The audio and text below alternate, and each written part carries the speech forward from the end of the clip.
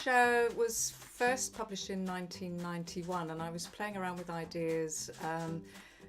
Firstly, I wanted a book with a story that started really right from the very first page. You know, you get lots of random pages at not random pages at the beginning of books with the title and where it's printed and so on. With Shhh, I wanted that you opened the book and you were straight into the story, and that at the end of the book, it went right to the very last inside cover, and then you would slam the book shut.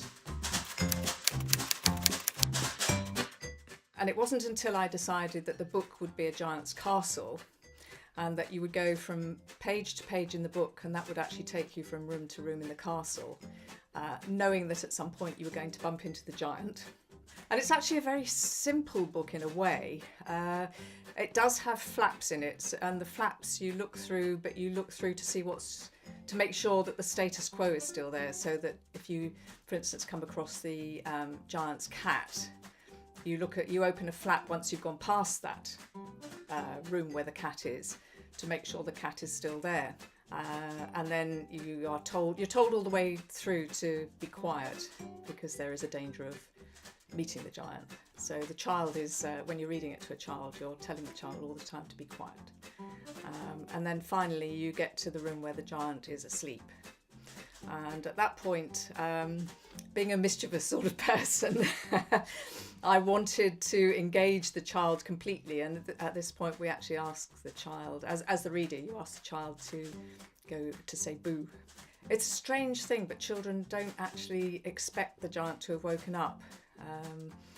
But he does. And there's a huge giant's eye underneath the flap, and when you open the flap, there's this eye. And it just is extraordinary, the reaction that children give to that. Because they don't expect it. And then, of course, the giant is then coming after you, and you have to shut the book to keep the giant in. When I read it to children, and I quite often if I go into schools, I always read it.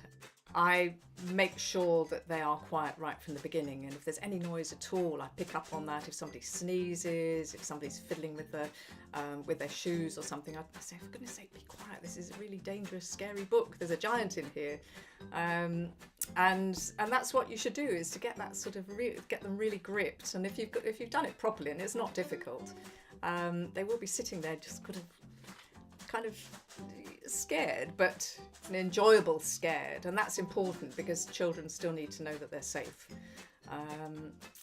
So yeah, just engaging them in that way, really, and then they may need a little bit of encouragement to say boo if you've scared them too much by that point.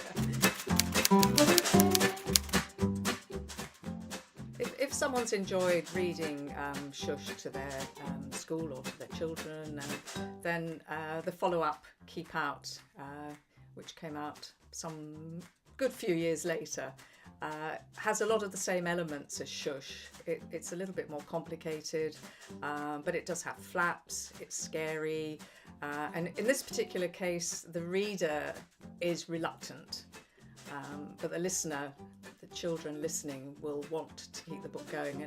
And because it's called Keep Out and it's got things like danger, children will be eaten right at the beginning of it.